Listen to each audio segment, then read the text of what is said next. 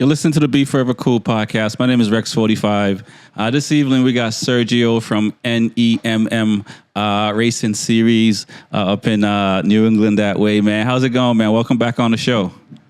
It's going great. Thank you so much for having me. It's been a dream come true. Again. Let's get into it, man. What's this year's been like for you for racing and stuff like that? I know that, you last year, I believe you went to the 848 and then you switched to the RS660 this year. So, when the season ended and you look back, you still race other, other things as well. So I guess it doesn't really end, but as far as racing that Loudon and racing the bigger bikes, how was your season this past year? Yeah, so very, very ups and downs this year. Overall, I had fun. I always have fun. As long as I'm on a bike, I think I always have fun. But I think I should picture this. I started with, let me get into middleweight. I got an 848, build it, start racing. First race, it was cold and raining. So, had ups and the bike was not running right and all kinds of issues. Anyway, the season went through, finished the season, decided to go to Daytona. This was last year, right? Before I started this year season. Go to Daytona. Finally, bike is working fine. Go to Daytona. I had a great year, great race at Daytona. I finished second in the Super Twins class in National. Love it. Then we started Loudon. Well, I don't know what happened. I could not ride that bike the way that my mind wanted to ride it. You know what I mean? I wanted to do 16s, 15s. I jump on it. I was barely doing 19. I could not break into the 18. Then finally I hit 18. But it was very risky. I was like, I'm going to fall. After this, if I push more, I'm going to fall. I cannot ride this bike. So anyway, I had this R660 built slowly, brought it to the classic. Finally, I got to test ride it the run before. Brought it to June. Basically, the bike is stock. I just put body kit on it, and I bought a set of suspensions. I jump on, I go at least a second faster than what I was doing with the Ducati. So I'm like, oh my God. So then I'm thinking to myself, all right, so I do know how to race. It's just it might be the bike that it wasn't. And so I go there. I was so excited, man. I was so comfortable on the RS660. If anybody hasn't tried yet one, you got to try it.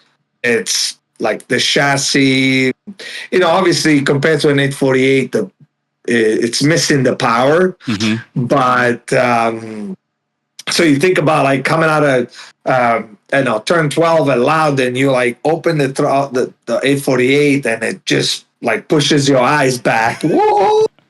And you do it with the Aprilia. It's okay, where's the power? But the handling of the bike was amazing that I got a second faster. So my season went like that, and I kept working on the Aprilia. I had pretty good battles throughout the season. I finished fourth, fifth. But it was something.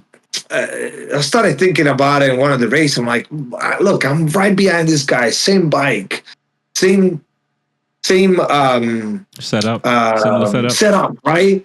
And I'm getting pulled away from these bikes. I'm like, wow, that's amazing. So anyway, towards the end of this season, I kind of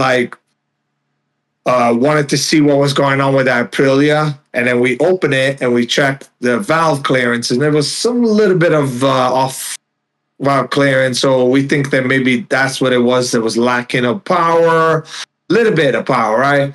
So I kind of didn't want to risk it to bring it to Daytona in October last month. and I decided to race the Ducati. So last round at Loudon, I pulled a 16.5 on the Ducati with the 848. I don't know. I mean, I know what happened, but I just like, I was so happy because I'm like, man, I have a great bike like an RS660, but I could still ride a Ducati. Right. And to me, it was like the joy. So I was so pumped. I said, you know what? I'm going to go to Daytona and bring the 848. And I did.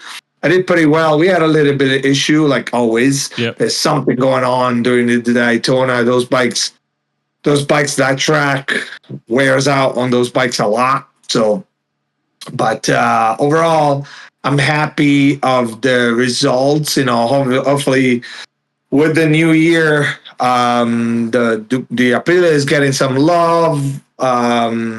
I'll probably keep the 848 unless somebody comes in to me and say, hey, I want to buy your bike. Right. I mean, it's a fast bike and it's very reliable.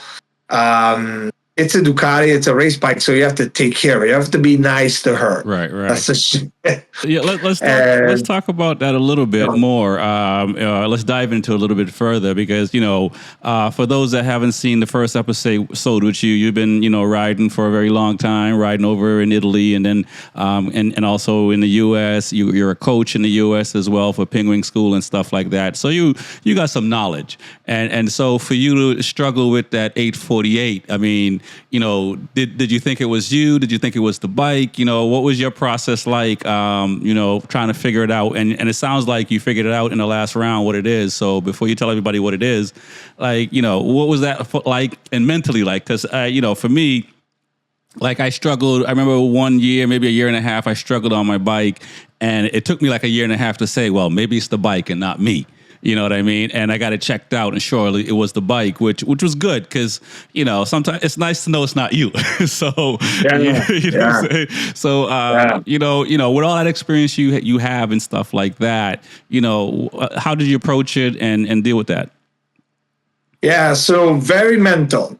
Everything, I think it was mental. Physically, I felt good about it. I didn't have any major injuries or no injuries at all, so it wasn't that. The bike did not run well in the beginning, so there were some electrical issues and why not.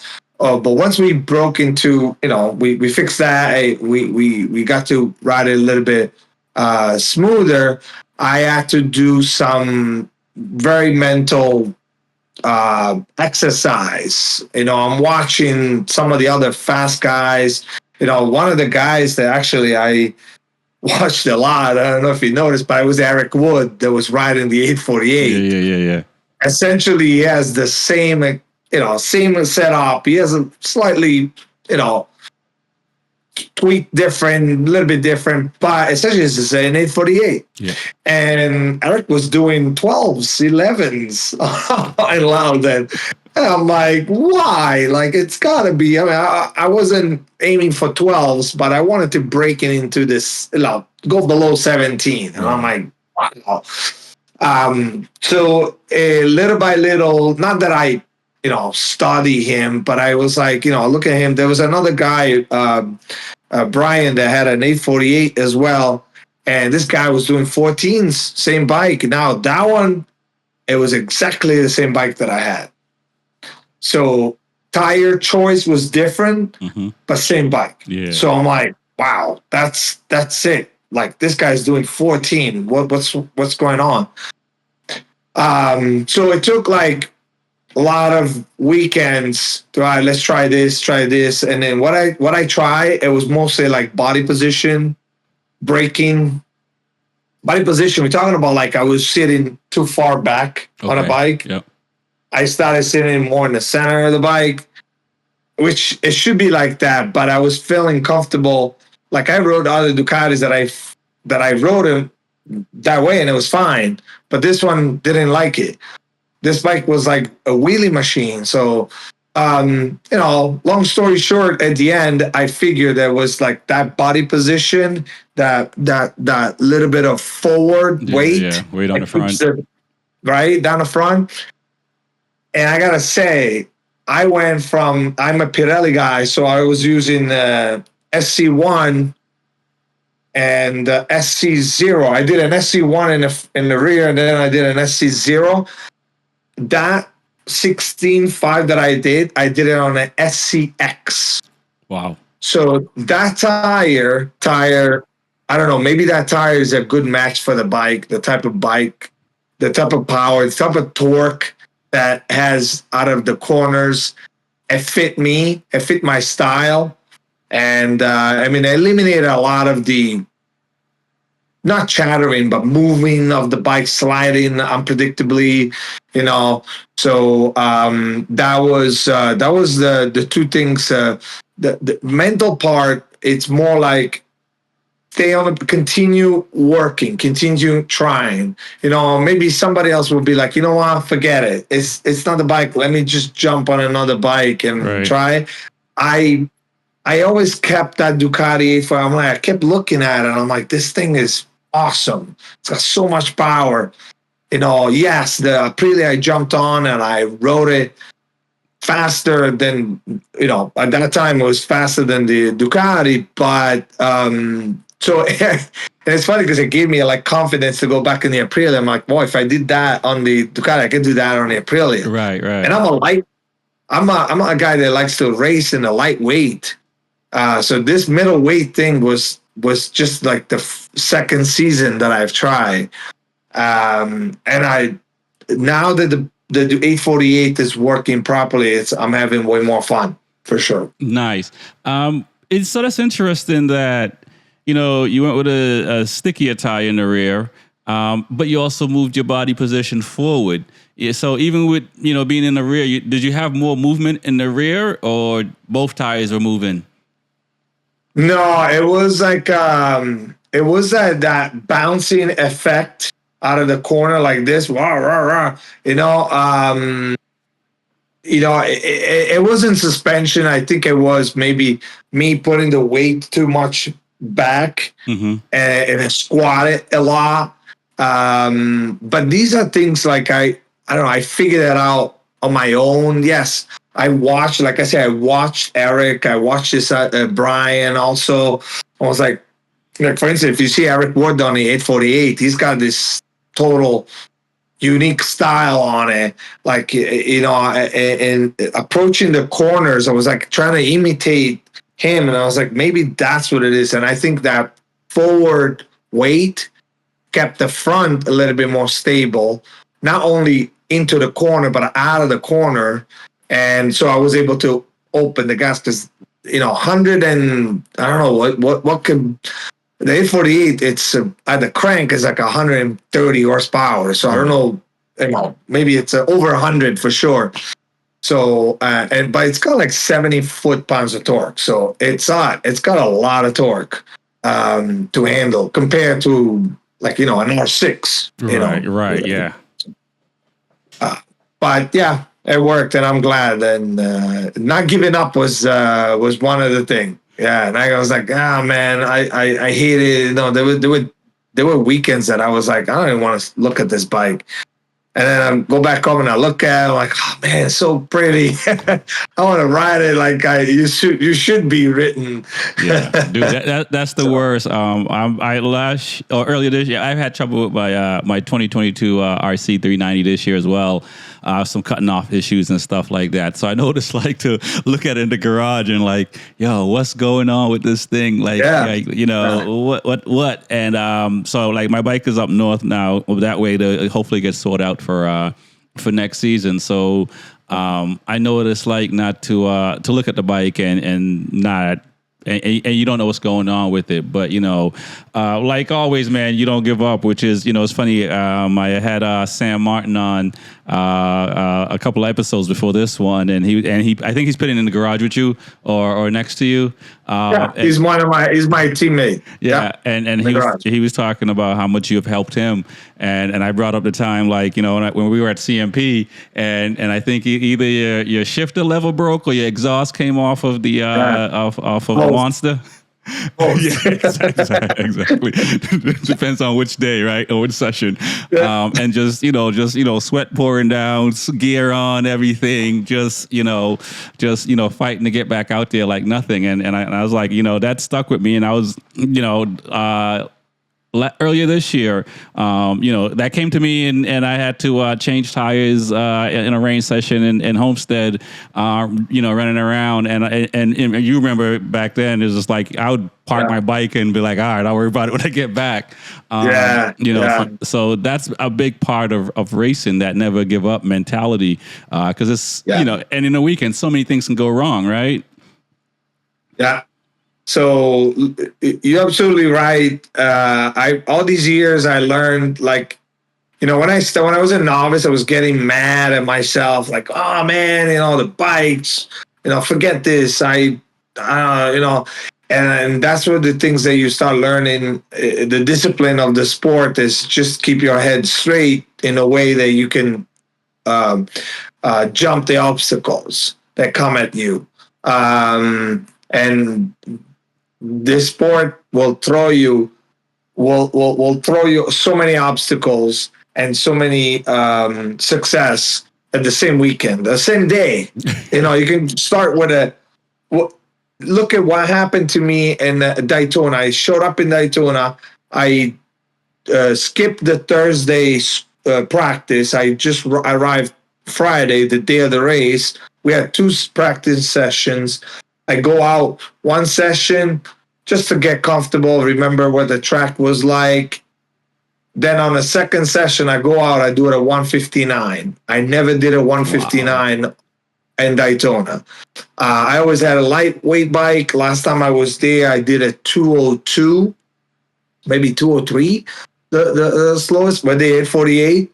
So I pulled a 159. I'm looking at the time, and there's something wrong. And you know what it was? I was just, I felt comfortable and I felt good about it. And I went out, I was just having fun, like, whoa, moving around,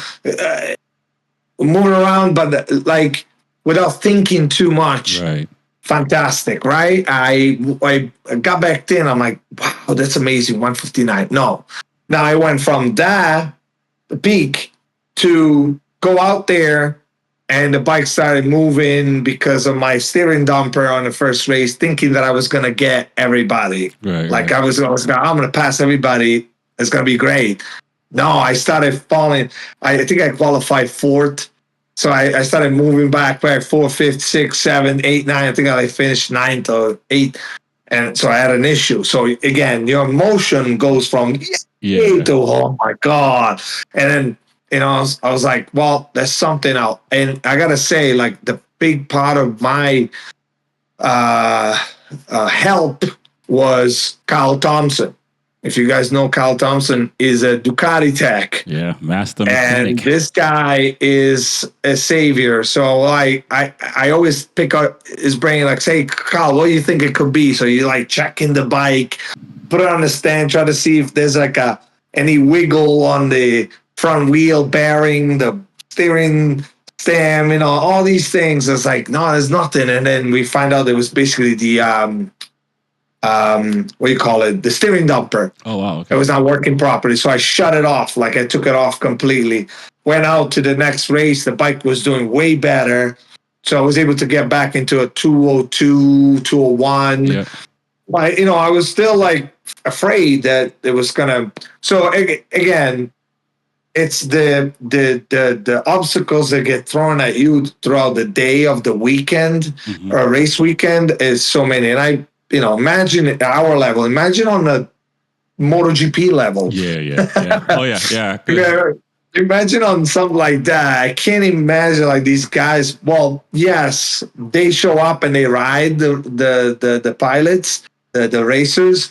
They're not like us. Well, I'm the mechanic. I'm the coach. I'm the umbrella girl. I'm everything, So, but they still get through a lot of obstacles. So it's important and to overcome without getting your head messed up. Yeah, no, I completely agree, and that's something you learn through experience. Maybe if you're lucky enough to, listen when people are talking and stuff like that. But usually that comes through experience. And I think, like you and myself and other new riders and stuff like that, like in the beginning, it's just easy. If it's going to rain, put the bike in the trailer. I'm done for the day. What I mean? Now it's like it could be downpour and I'm out there. And that just, is confidence and also just learning to never give up. Now, you said that, it looks like you're going to stay with the RS660, the lightweight class for next year, and put the Ducati up for sale. I don't know if you noticed that Ducati just announced a new V2 that looks pretty sexy. Any thoughts? Yeah. Oh my God. Yeah. So I saw that. I'm watching the ECMA videos. I can see a lot of the videos in Italian and understand what they're saying already. It looks like this V2 is going to be the next middleweight super sport, bike, from the sound of it. I think it's what's happening with the V4. It's happening with the V2. It's going to be a different bike. They lower the horsepower on a V2, but it's lighter. It's more agile. It's going to probably work better. And obviously, it's probably going to fit in the middleweight better than the older V2, which was like 955 or something. 950, 55 or 57 or something. This is like an 890 cc's. So, I'm pretty excited. So, that might be something I can think about it. I don't know what it would, money-wise, cost to get a new V2 ready, because I don't even know if they already have parts for the racer, so I don't know if the rear sets and all these things are already available, but I'm sure companies like Woodcraft will be, they're already working on trying to get one. I'm doing a little bit of sponsorship shout out, That's all good, just man. so you can tell, Yeah. But, everybody knows them. Everybody I go with, they know who they are. So why not? Why not? Exactly.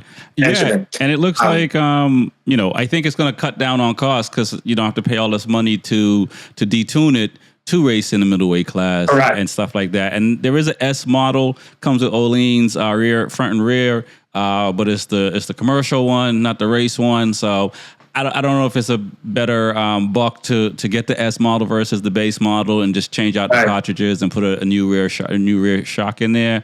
And also looks like from what I've read, the race exhaust will probably give it like another 7-8 horsepower. They shaved like over 17 kilo off that bike. So that's gonna be it's gonna be a really light bike. It looks short though. It looks very compact. Well, and narrow, very narrow. Like, oh my God, like it looks so tiny compared. It looks almost like, remember the Super Sport that they made? Yeah. The new, it looks kind of like they're very small. Like, I'm curious to see a live and direct. Maybe riding. Yeah, exactly. No, it's. I mean, I think I thought that like Yamaha and these other brands, especially with MV Agusta with their 800 F3 and stuff like that, I thought they would have brought those middleweight bikes up closer to the V2. And so because when Yamaha brought out their triple, I was a little disappointed. I know torque and stuff like that, but still there's something about having horsepower. I don't know what it is. You know what I mean? And so to see Ducati go this way, I mean, I think, like I said, it makes sense because the other brands are going. But does it feel like a true middleweight bike?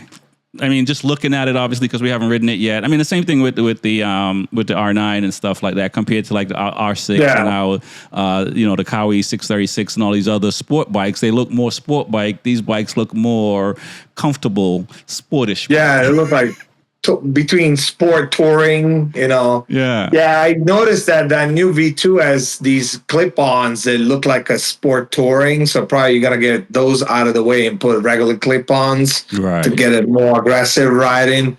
But I'm very curious to see the engine. Did you hear they talk about how the power, the torque is linear, like from 3,000 RPM all the way to like 80. So, if you compare it to an old R6, it should be, more fun to ride or something. Yeah, and no Desmo, so they can do the variable timing now. So. So that it's a reliable BMW. I don't know. yeah. Well, I think they did that because some of the Desmo will limit you for CCs. Mm-hmm. So I remember, like I raced like an 848. It's a Desmo. You can't ride it in Thunder Bike because it's 848. The limit is 750 for Desmo. Right. So they maybe have changed that so they can it will fit it better into the middle. Weight, which we know that there's also the new gen bike, so they're trying to fit that better into the class instead of doing like you mentioned and doing all these modifications for Motor America to detune it and all that, So, but I'm excited. It's good to see Ducati. Now that Ducati is like the number one manufacturer to me. It's always been, but now it's like, it's dominating everywhere. Super bike, super sport, Motor America, MotoGP, whatever you go, there's by everybody who's riding Ducatis. Yeah. And Ducati is always been in my art, and always been, will always be. Per se, and I was waiting for I thought they were gonna come up something like the RS 660, like a little. I thought so too. Twin. Yeah. But I guess I read. Actually, I saw a video from one of the Italians engineer that he explicitly said, "No, we're not doing small bikes. We're not doing those bikes." And I'm like, okay, great, because they probably had in mind about this V2, so they're like, let's get into the middleweight and see what happens, and let Aprilia do the Trofeo, because they have a Trofeo in Europe with the Aprilias. Yep. Here they have a Twins Cup, so we'll see, man. You never know. EICMA is not even. EICMA started yesterday, I think. I think so. So we don't even know what else is coming out of there, because the yesterday and today is open just for the journalists, and then the public starts, I think, tomorrow or Thursday, something like that. Yeah, so they're gonna probably push something else out of there. We'll be curious to see what else they come up with.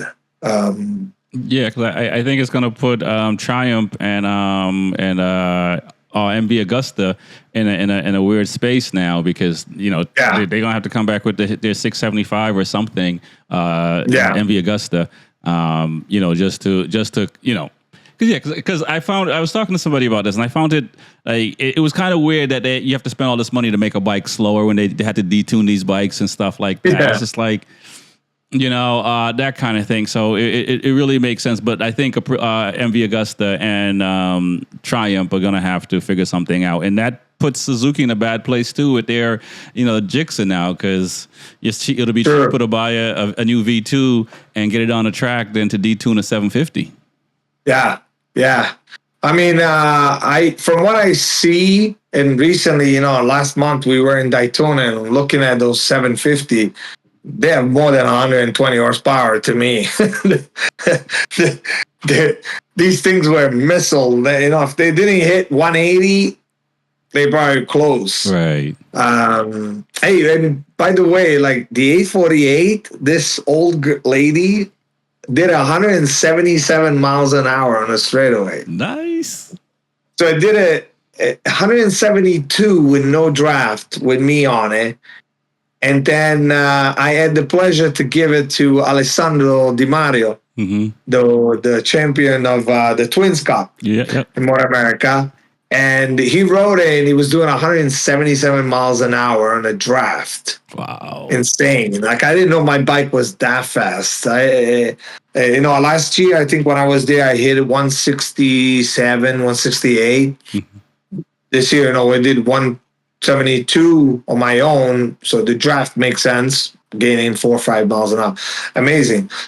So yeah, but those Gixxers, very fast. And there were a couple guys with the 8, what do they call it? The 800, the Gixxer 800, like the twin paddle. Oh, yes. Yeah, there were a couple guys with those. Yeah, okay. Really? In the Motor America teams. Yeah. Very, very cool. Like it looks like SV on steroids. Yeah, it does. It does. Pretty cool. Yeah, which is, speaking of the SV, like the RS660 and R7s kind of seems like, it made that SV, obsolete, for lack of a better word. Yeah, I don't think I seen anybody in the Race of Champion in October with the SV, at least in the expert class. I didn't think I seen all R7 and Aprilias and, a couple of Ducati monsters. It's good to see those bikes still on the track. Right. Very awesome. Yeah. You speaking of, because you used to race a monster. What's the bigger difference takeaway between the monster and the 848?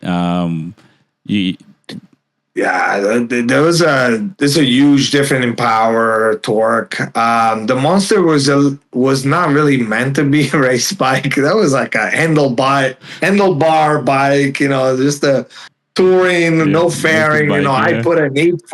Yeah, if you've seen mine, it had an 848 adapted body kit on it, so I had a full, tucked in, and then especially in Daytona, and get to tucked in.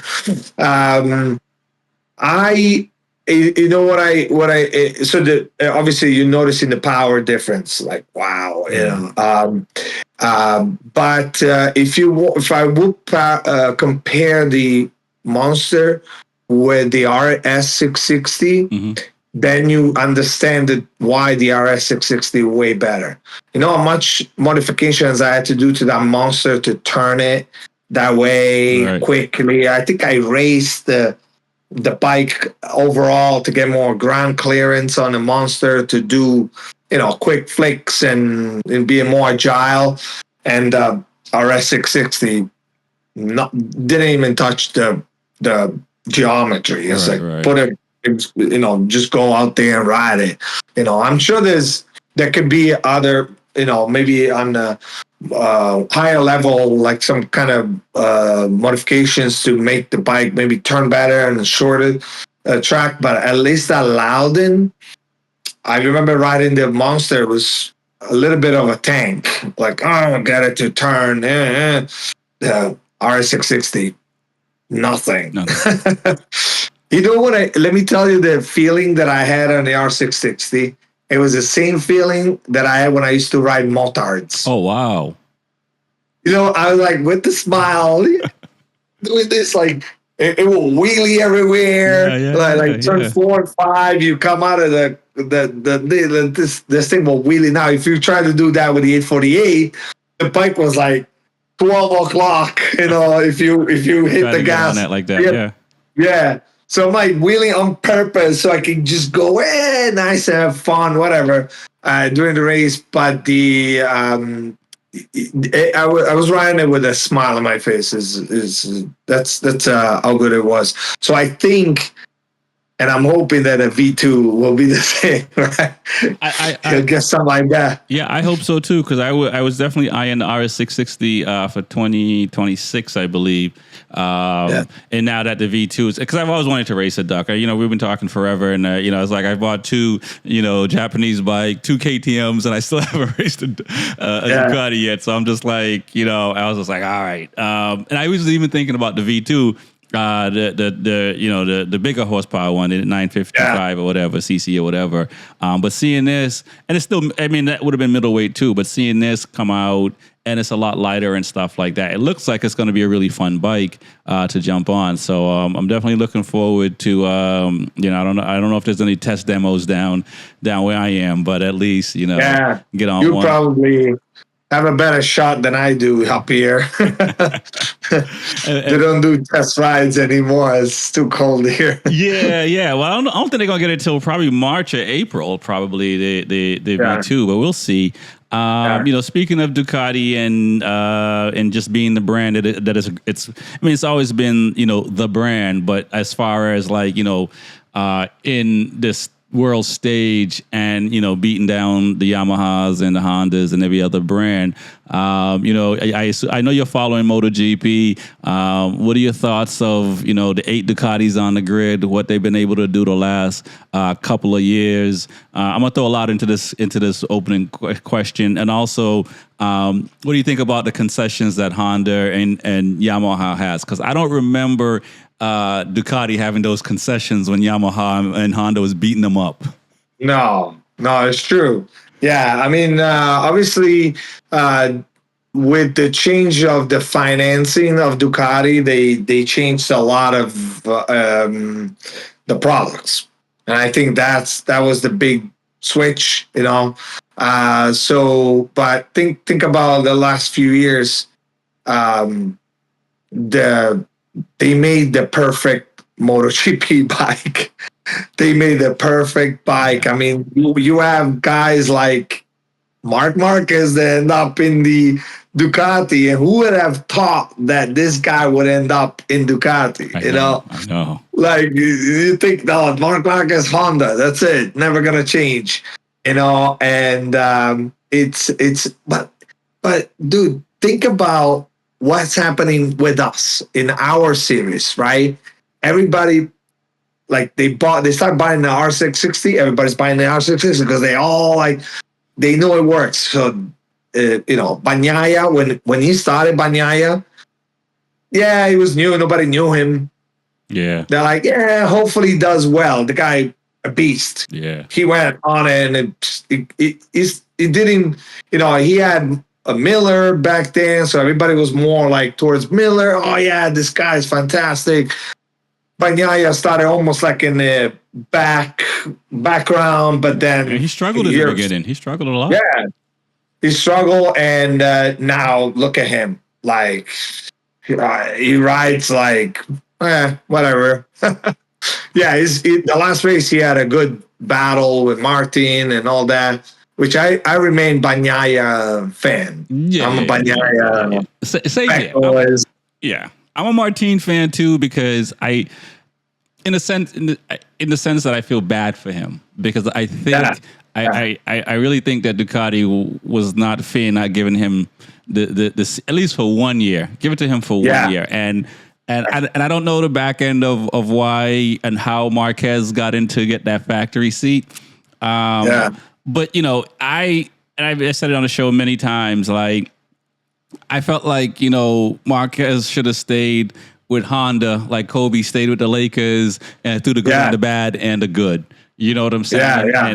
And I question his legacy in the sense that like he has to win a title on the Ducati, because if he doesn't win a title, what does his legacy looks like? You know what I'm saying? It's like, Shaq and some of these guys, chasing rings, right? In different sports and stuff like that. It's just like, okay, you made all this money with Honda and all this stuff. And it's just kind of like, you wanted to win. And I get it from a rider perspective. You want to be on that machine, but like, I wonder if it takes a little bit away from his legacy, even though he's still racing, if it will take away from his legacy on going to Ducati. What are your thoughts? Yeah. Oh, no, absolutely. I think you're right, because, like you said, like, it's like you take Larry Bird off the Celtics. He was always being a Celtics, or any other players. You mentioned LeBron, and so those changes, but you and I know that has to do with money. It's a money making industry, and there's a lot of, but I know also that they all like each other. Like there's no animosity between them. They're all like friends like us. Yep. They race together. They could potentially hang out together all the time. So I'm happy to see finally. I mean, and I was always like Ducati, and it's like I don't like other brands. I like every bikes. I always like Ducati, even when it was not doing well, because I know that the wheel spins. Right. It's somebody's turn, and this few years has been Ducati. I mean, last race, even Bastianini, 3 Ducati. That tells you everything. Right. So now it's up to Yamaha, Honda to come up with something. Yeah, and I think it was a Thailand round. Was it the sprint race? The 8 Ducatis, 1 through 8. Yeah. I've joked saying it should be like Moto E, just everybody should be on a Ducati, or on the WCR. And I think MotoGP is a sport that the factory support is huge. Yeah, I mean, they're incredible riders, of course, right? Mm-hmm. Incredible. But the bikes are nothing like street bikes. Like you're looking at the super bike in the Moto America, the Honda did pretty well with, what's his name? Gillum? Is it Gillum? Yeah. Is it Adam Gillum? Yeah, Gillum. Yeah. So, guys, amazing on that bike. But the MotoGP has to do with the fact that there's the money behind the factory things. So you mentioned also like why Marcus and all that, because I think it was like a marketing strategy. Like, how cool would it be if Marcus comes to Ducati? How many people? I changed I changed my opinion on Marcus because there was a time when I probably hated him when he used to battle with Valentino and Jorge. He became a little bit of Yeah, he was a lot more arrogant with that. I think because of his injury to his shoulder arm, it humbled him. Yeah, you know what I mean. And the same thing. It's like watching him go through that. I was just like, okay, he's changed. So like, I have to say he's changed and not have the same animosity I might have had before towards him, because he has changed. And we see it even now. He's definitely, before you couldn't touch the guy. You know what I'm saying? So I didn't think I would be able to meet him. And I got to meet Marcus in Austin and Coda. And the guy is funny. He's very funny. He was not making jokes with me. He was talking to another, like I was waiting for him to sign autographs to other people. It was like making joke in Spanish to this other couple. It was hilarious. I'm like, oh my God, this dude is so funny. And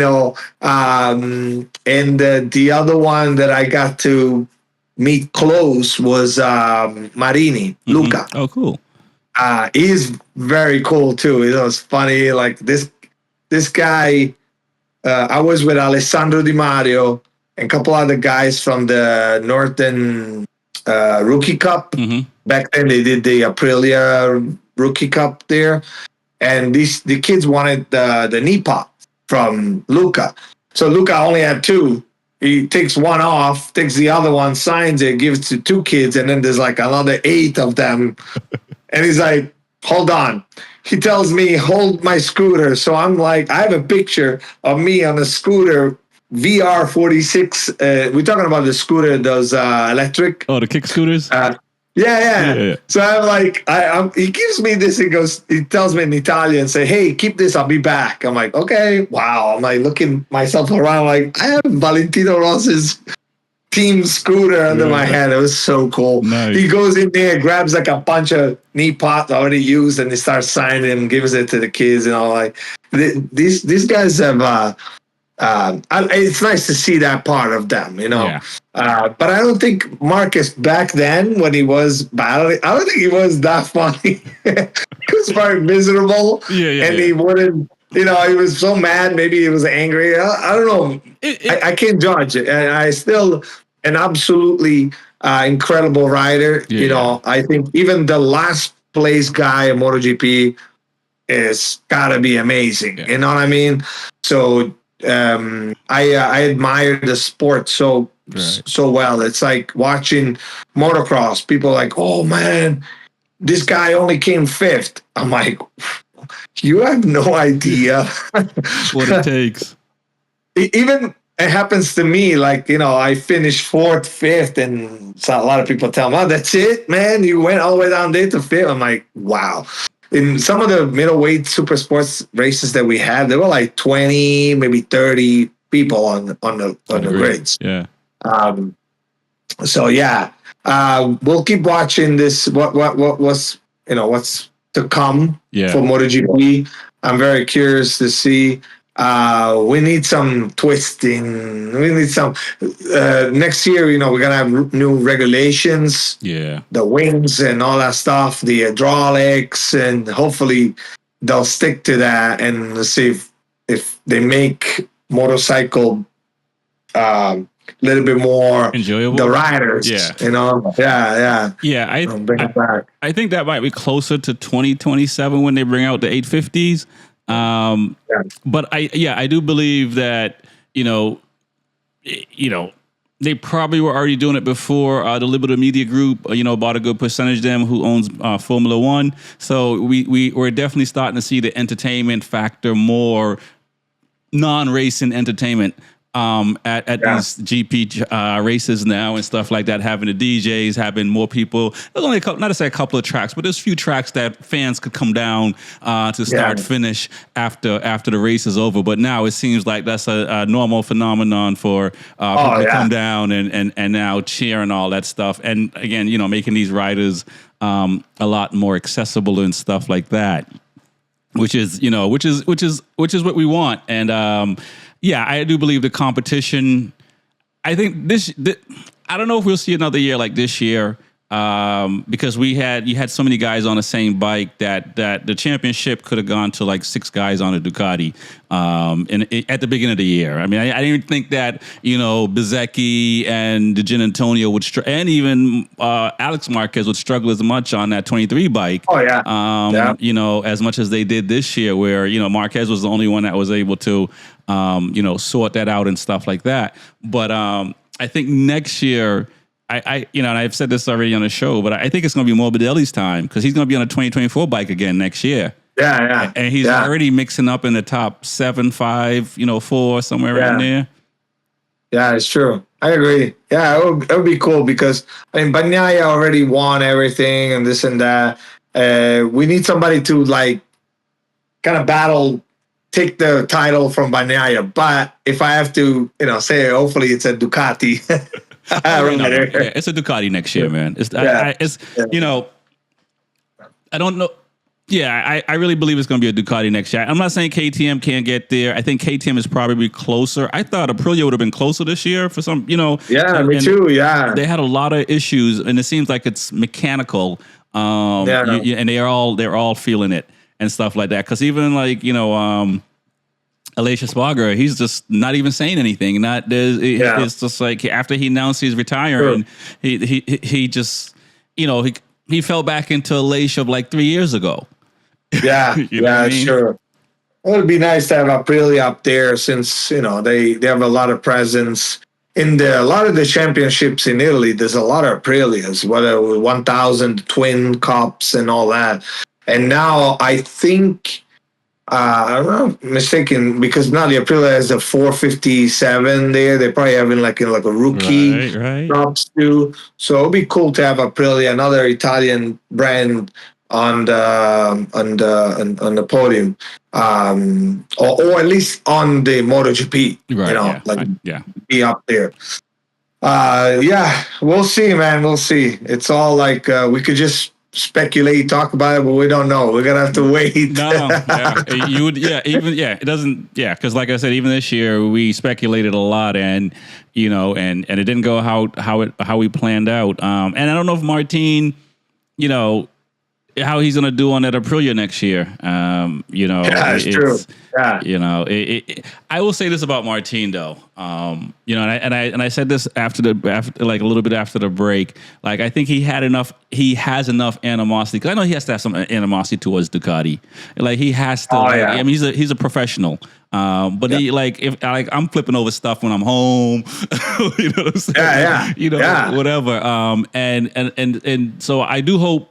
It seems like he's going to win it. I mean, he's gonna have to, get a penalty and start from the back or crash out or something like that out of both races to lose at this point. But I definitely feel like he has so much animosity, but he has done such a stand up job, finishing out this series strong, because some people could have just disappeared. Sure. Like we've seen it with other riders. Let's jump into Moto2 real quick. And, what are your thoughts on the Moto2 riders? What are your thoughts on Joe Roberts not coming up to MotoGP, getting that American seat? Yeah, that's exciting. That to me, it might be something. You never know. It could be something good in there. I don't know what else. I focus more on the Moto1 a lot, on the MotoGP. Moto2, I watch it. I usually watch the highlights mostly, to be honest. So I end up watching, what I want to see. Gotcha. I want to see the whole thing. I want to see what I want to see.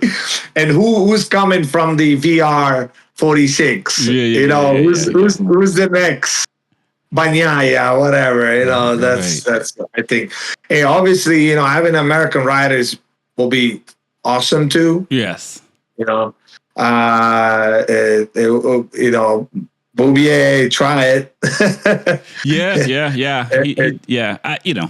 I've already spoken on that. My thing with Boubier is like, at least tell me you can't get a ride. Don't just like, to me that how many and how many people would love to be in Moto2. Boulaga would love to be in Moto2. You know what I'm saying? Navarro would love to be in Moto2 still. You know what I'm saying? McPhee. All these guys that don't have, and that's the only thing to me. It's just like, and yes, it's not like he retired from racing because he's racing the U.S. I mean, it's like football players retire and just leave the game because they want to stay safe. Maybe he's raced enough. I just, we at the top level in any sport, there's only a certain amount of seats available, and when they call you, it is one of like. Yeah, I feel bad. It's like I said, I don't know. I think he just wants to be in the U.S. more, or whatever the case may be. But it's just kind of like, dude, man, not everyone get this opportunity. Yeah, sure. I mean, Joe Roberts, did he do any Moto America? He didn't do that stuff, right? I don't know. He might have done some early stuff. Because I have to suspect he had to have done some stuff before he went over. Because I don't think he was in the Spanish series and stuff like that. But I think he might have done some earlier stuff. He's been over there for like six years now or something like that. Yeah, it's been a while. Yeah.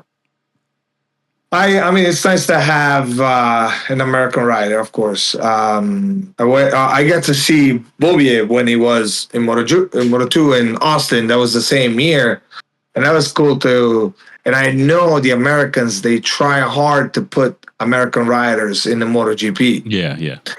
And this is the whole thing about Moto America, but also like the all these rookie cups and the kids racing, because they trying to push the new generations towards eventually MotoGP, and so it can be done, and they just have to, what we talked about before, don't give up, like keep pushing. You gotta find the right guy, but hopefully Joe Roberts will return and do something good for the Americans. Yeah. Well, I have a theory that, Aprilia didn't take him because he had the opportunity to go to Aprilia, and chose not to, like some of the other riders. And I think they're holding a grudge. I think because people do that. Companies do that. Yeah. You know what I mean? I bet. And maybe not the American team, but maybe the factory team might be saying, no. You know what I'm saying? Yeah. That kind of thing. And, and then I think I kind of feel the same way about, Marc Marquez. I think, the Audi brand was just like, yeah, let's get this guy. We want this guy kind of thing. It's a money thing or a respect thing or whatever. You're talking about Motor America and young kids. Let's talk about your New England mini moto series. You're forging young kids' future by giving them a space to start motorcycle racing. What's that been like for you this year? Yeah, I mean, first of all, B4evaKool was big part of it. So I want to thank you and the podcast and everybody. It's cool to have you guys. Hopefully you'll join next year, and then it's something that I try very hard. So this year we had. Everybody knows that we had obstacles around box shop. So that old track is no longer a mini moto track. It's used for a different reason. So we can't go anymore there and race there. So what I did is I adapt. And like I said, don't give up. Keep pushing. I had all kinds of plans for this year, including do a boot camp, do like a training day, get more into the teaching motorcycle racing or riding to kids that don't know how to ride and get them into the sport, and then eventually teach them how to race. But with that curveball that I got in the beginning of the year, I couldn't do it. However, the help of NEMRR, John Grosh, Noel, I was able to do my rounds at Loudon. The Loudon, and it turned out to be very fun. Nice. Because I don't know if you know, but they used to use the course that we use for NEM racing was used for go-karts. Oh, no. And I guess go-karts didn't like it because it was very bumpy. And we were racing it on the motards or mini moto, and it's perfect. So the guys that came in loved it. So we had as much as 14 kids in the class one week, one Sunday to race. Yeah. Which we're talking about like I think the youngest might have been 5 years old. All the way to the young guns were like 13, 14s. And that really like kept me going, honestly. Like I have pictures, time to time I look at it with my kids. I'm like, look at how much fun we had. And we had a kid that, not only one, we had like kids that never raced before. Okay. They just rode around the yard. So they went from riding behind the yard to using half of the Loudon race road course, or part of it, a quarter of the Loudon road course, including the banking of turn 6, the bowl. Yeah. So seeing the kids going through there at 55 miles an hour, it's so cool. Like, oh my God. I was maybe worried in the beginning. It was like I told in the riders meeting, kids, make sure, easy, okay? I cannot imagine. I was trying to think being 6, 7, 10, 11, like what is it to jump on a track? But these kids look like they've done it all their years, They ran there and started running, we did a little bit of coaching, but nothing major. They all had fun, they had their disappointment, somebody stalled at the start, somebody did break the chain, flat tire, things that happen. But overall, very good turnout. So I got to do three rounds, 3 Sundays. Yep. And we had kids, and we had young guns, which is a little bit older kids, up to like 13, 14. And then we had mini adults with mini motorbikes, including we had some of the Groms type of bikes too. If I had a big class of a Grom, I would have do probably a Grom class. But because there were like maybe 3 or 4, I mixed them with a mini motor, and they still love it. I mean, I've had so much feedback about it. It was like, oh my God, it was a blast. And then we had the 450s, the open class. Right. where some of the pro riders, some of the Motor America kids came in, like Eli, Ben Glady, Team, all these guys. They show up, but not only them. Like we're talking about the whole Loudon crew. Anthony Franco. Oh my God, Renee. It's awesome. I mean, I have pictures. I think we had 13 bikes or 12 bikes on the start. Yeah. And so obviously my goal for next year is keep going, right, and try to do more for the sport and for the kids. So hopefully I'm working on a couple things to obviously continue doing Loudon.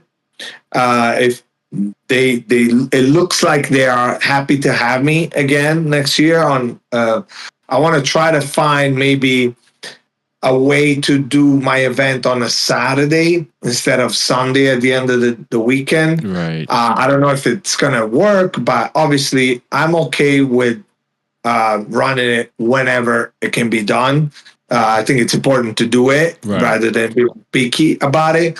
But the reason is because I think Saturday, so think about like after Saturday racing, after the dash, we'll set up the track and then people can just come and watch. So we'll have more spectators. We'll have more exposure. Exactly. That's the only thing. And there's going to be more people like willing to stay there overnight and camp. And, right, exactly. So it might excite more people. And then I have one other locations that I will not announce it yet until it's for sure that they built a mini moto track. Okay. And I already seen it. I've seen it in person, and then I've seen it on a drone video from the top. So it's beautiful. I believe it's almost a mile long, but there's like so many configurations around. Yep. So that might be my alternative spot for next year. And so to enhance the series to another track. So it's not only that. And then most likely we'll do a round or maybe two at OVRP. I don't know if you ever been to OVRP. No. It's in Kettlebackville, New York, upstate New York. It's a go-kart track. But we race supermoto there with a different series. And I've talked to the owner, and he's very excited to have me there especially with the kids. It's a perfect kids track too. It's not too big, very very secure and all that. So believe me, like that's probably always on top of my mind. Like I still like to race, but I still want to push that series. Obviously, money is everything. Correct. The issue is everywhere. It's not like if I had unlimited potential, it would be great. But even so, having that track up in Maine shut down on us like that, it hurt because my kids and myself, I've been there for 10 years. Wow. I've been going there for 10 years. And we were used to it. We loved it. We're comfortable. And it was very more familiar and more closed up. Mm-hmm. Like we could have a training day there. It was perfect. So having that was a big obstacle to overcome, but we did it. I think I made, not me, but the fact that I still kept going, a lot of the kids got to ride. Also, we had like kids that never rode a bike before. They had like few training sessions around their backyard, and then they came and raced with us. So we talked to the parents. I talked to the parents. I said, well, this is a little bit different. It's like a big track. And so we had the current kids from them coaching them, basically say, hey, follow me, I'll show you. And we had a particular kid that came from motocross. So the guy never rode on the asphalt. Right. He just absolutely, you got to meet this kid. He's such a positive mindset kid, and it was a blast to have him. You could tell the first time was nervous, he started in the back there, let the clutch go, stalled it, and Dad helped him. Yeah. By the second or third time, he was riding like everybody else, like followed everybody. That's nice. And you know how nice it is to feel that.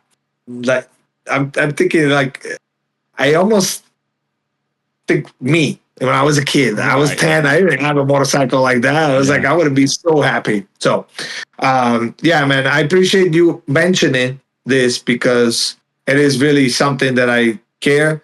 And I'll do my best. And I always said that to everybody. I'll do my best to keep it going. I'll do my best to, in my small world, to evolve. I mean, you know what else happened in October? Cole Thompson. He's one of the kids that I want to say belongs to the NEM racing because he was little when he started racing with us. He won his first national championship, amateur championship this year at ROC in October on his Ninja 300. And having have Cole come up to me and say, Sergio, thank you because you did that. You helped me. And I'm like, you raced, you raced it there. So it was emotional. Like, I'm like, wow, that's amazing. And I didn't want the recognition. I'm not looking for that, but just the fact that he remembers when he was little, and we gave him a chance to race there and ride thousands of laps in the first lap. Now he's national championship. That's amazing. That's more than amazing, man. You mentioned the cost factor, and I was thinking about this. I think maybe last year or something like that. Most of the people that's helped me in my life that, and probably there's people that's helped you, they didn't have a lot of money, but they had words. They took the time out to say something to you. You know what I mean? Yeah. Or to me, in my case, and I think, I've realized in the last year or so, it's like, it's my time to give back. It's my time to be like one of the persons that helped, one of the people that helped me by just saying, hey, do this instead of that, or think about it this way instead of that way and stuff like that. And so, yes, we'd all like to have more money, but I think, what we're doing and you have been doing and stuff like that, even coaching at Penguin and stuff like that, it's just about really us just continuing to do it and finding ways, and like you say, never give up. Hopefully the money will come, but I think what we're doing, and it's if you didn't do it, those kids wouldn't have a place to go race. If John Grush didn't do it, and all these other organizations that started club racing and stuff like that, we'll just be a bunch of people dreaming about racing. You know what I'm saying? And it takes absolutely right. And it takes someone like yourself to say, hey, I'm going to do it. And I remember I was talking about starting a business with someone, with a guy I've known for a while and done business with in the past.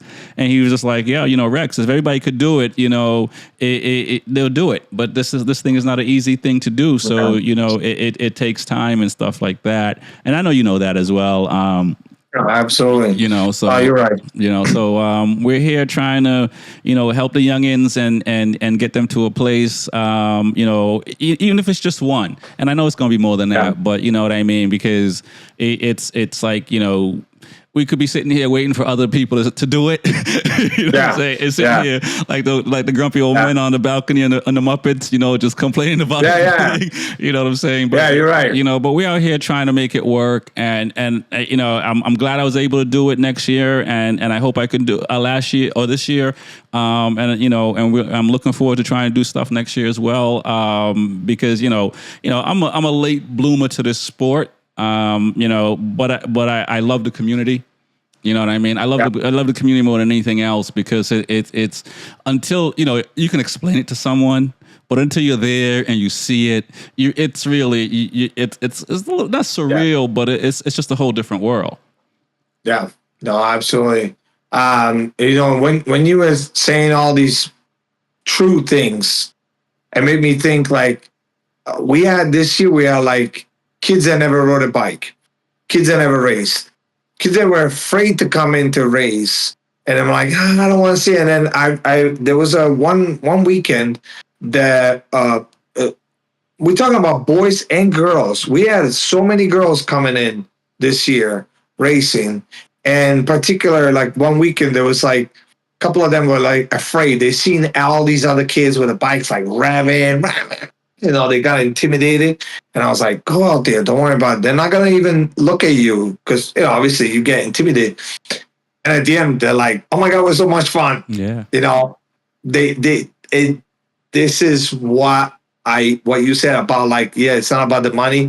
You're absolutely right, because at the end, when they came back, the parents came back to me and said, "Oh man, I'm thankful." And I had extra suits as well, so I'm able to give suits, just for the day for kids that don't have it. Obviously, suit so expensive. You don't want to spend $1,000. Maybe your child does not race anymore, or doesn't want to do it.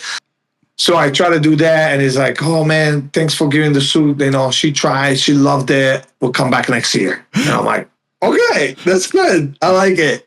That's exactly what I wanted." Exactly. As you're saying that, I'm thinking, we should do an instrument for race suit, because I'm pretty sure there's a lot of instruments sitting in your house that your kids start playing. Because my daughter got a few instruments around here. Do you know that that's how I got my idea? Of course, there's concessions and all that, but that's how I got my idea, because I know in the instrument world, in the music, my kids were the first one. They had a small violin, my daughter, and instead of selling it, we just donated. And they were so happy they gave us credit for the next violin partial. Yeah. And it worked. I'm like, that's fine. So even with the suits, and then, if anybody's listening and they have suits that they want to throw away, like race suits, give it to me. I don't sell. I try to don't sell them. I don't want to sell them, right? I just want to, like, I had these, we had, I don't know, he must have been 5, I want to say. And I had one of my kids' old suit that was 5, wore 1 year only, So, and my kids outgrew out of it. Yeah. And I was like, I looked at him, and I looked at the suit, and I'm like, yeah, this is it. Wear it. And it's like, oh, it works. Nice. It's so happy to see. But no, monetary wise, it's just like, I give him boots and a helmet, and it's amazing. Like this to be able to do that. So you're absolutely right. Money is not everything. I just like, I just want to do more and more. Yep. And that's who I am. I like to, oh man, I wish I could do 6 rounds, do it on a Saturday. When I mentioned about Saturdays, because I'm thinking, oh my God, I know how many people they're going to stop by and look at it. And maybe I attract, but I did attract a lot of people. I met new parents, new kids this year that I didn't, not only kids, even in grown up and adults class. I mean, there were people that said, "Hey, I have a DRZ. Can I come around?" I'm like, "Yeah, sure. Come in."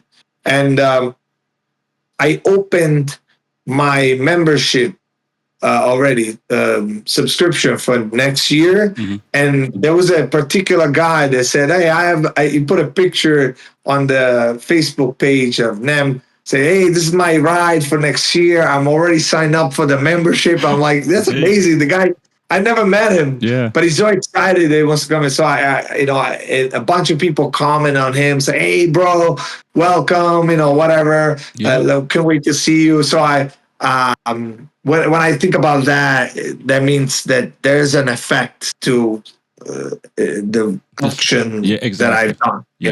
Which is awesome, man. And tell people how they can get in contact with you for whether donations or questions they have about how they can get into the series. Yeah, so hopefully, we do have a page, a Facebook page, which is NEM Racing New England Minimoto.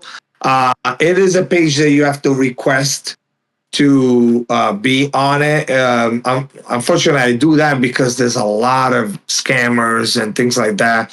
So And even so, when they request it, sometimes they become, it's not like a real person. So I try to filter them. But NEMM Racing at Gmail, that's another way to do it. Or my Facebook page, Sergio DM Racing 298. Nice. You'll find me there. Most people, that's how they reach out to me, the social media, or they browse around, they look at this, I'm say, is this a supermoto? I'm like, yeah. Oh my God, that's awesome. It's like, I ride whatever they ride. I'm like, oh, cool. And so, yeah, hopefully we get a little bit of improvement here. That's all I'm asking, an improvement. Just something a little bit more, exciting and keep it going. And other than that, I'm lucky to be part of Penguin. So always my thoughts is always to bring like kids like Cole, like I mentioned it. I mean, he started with them, end up at Penguin. Now he's I think Cole is 14, 15. I think so. Yeah. So I mean, it's amazing. That is like and really like I have twin boys. They're 11 and they're doing a countdown now. So we're 11 now. So at 13, that means we can race aloud. And I'm like, easy boy. You need to be. I don't want to think too far about them. It's like, think about now. Just keep working on what you're working. Fun, but they are doing, and the discipline that they learn, that's huge. Like you should see all these kids after the race. They're all talking to each other, hang out, play football. at the end of the race, hang out, riding bicycles. Right. That's the social life behind, and the respect and all that. That's education and all that. That's awesome to see. Nice. I mean, we could talk forever about motorcycle racing, but I want to thank you for coming on, man. Sergio from NMMM Racing Series. I appreciate it, Rex. You're the man. Thank you for having me. Anytime, man. Peace.